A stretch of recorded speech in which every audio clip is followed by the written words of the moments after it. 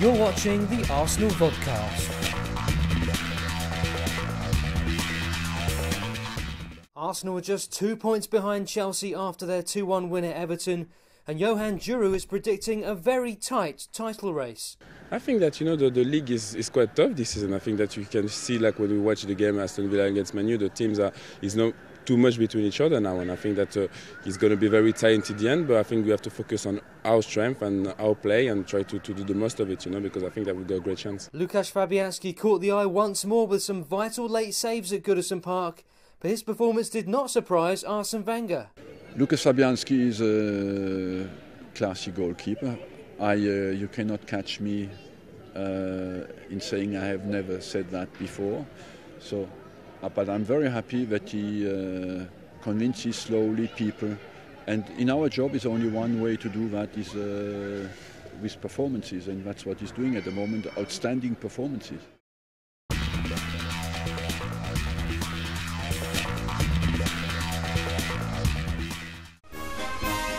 The Americans have arrived. This week in Fans From Afar, we take in the first in our two-part US Tour special as the Arsenal America supporters group hit the road in the UK and Europe. We're here for the 2010 Arsenal America road trip.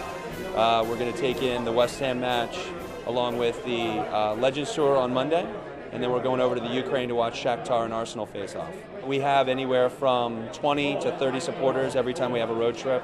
And they come in from all over the U.S., from California, central U.S. to the East Coast. It's really important just because many of the Americans that come on these trips have never had the opportunity to see Arsenal in person. So they really try to look for an opportunity to go whenever we do these events. And the club is gracious enough to help us with multiple activities, so it really becomes a full experience for them. Football is booming in the US, due in no small part to the exploits of ex-Premier League players, including Arsenal's own Thierry Henry and Freddie Ljungberg. Arsenal America today has over 3,000 active members. We're growing. This is one of our best years ever in terms of growth. It's also an opportunity for us to do all kinds of domestic events. So we've done everything from, we did a fantastic meet and greet with Thierry Henry over the summer when the Red Bulls faced off against the Colorado Rapids. We're doing an event when Arsenal go out to play the youth program play in Dallas next summer. And then we do a lot of regional events. We have over 30 local supporters branches, ranging from members from just a handful to well over 400 or 500 members. So it's a very diverse group all across the US.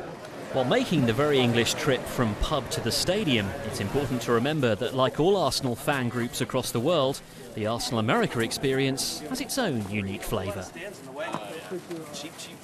In Baltimore, we have a large supporters group, which is where we always go down and we meet as a large group and sing and cheer just like you would at Emirates.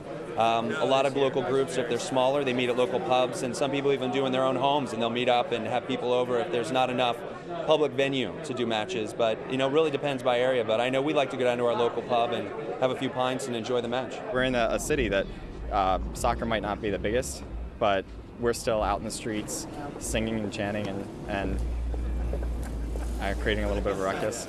You got to imagine too, because in such a small city, we have a lot of supporters from all different teams. So there's a lot of heckling going on, and it's fun. It's good times. One thing that can't be replicated abroad is the pilgrimage past Highbury on the way to Emirates. It's really funny because when I come here, I haven't really. I don't know. I couldn't say that I belong here or anything else like that. But at the same time, it's a sense of familiarity that, I don't know, is there. After Highbury, it's on past the tube station.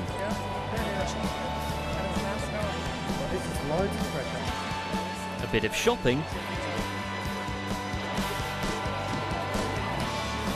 And onto the stadium for an unforgettable matchday experience.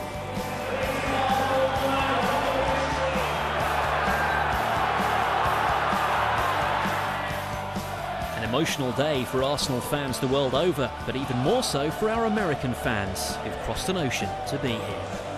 In the beginning, you're like, it's kind of hard to believe that you're actually there because you're just used to see them on, the little TV. So you're like, wow, I can't actually believe that I'm here. And as soon as you start walking around the stadium, you're like, well, I can start to believe that I'm actually here. And then when you see the actual pitch and the players playing on it, it's pretty amazing. For Guy Foster, his first live Premier League game was also a tense affair. Alex Song's 88th minute salvo providing the fairy tale ending to a transatlantic pilgrimage. That was very nerve-wracking, very nerve-wracking. Actually, as soon as they scored, I started screaming so hard that I actually felt like I was going to pass out for a second. I was like, I better sit back because I'm screaming too hard. So, but it was definitely very, very a little heartbreaking, but it was awesome. With match day done, the US tour rolls on, and we'll join them in part 2 of our look at Arsenal America's 2010 road trip next week.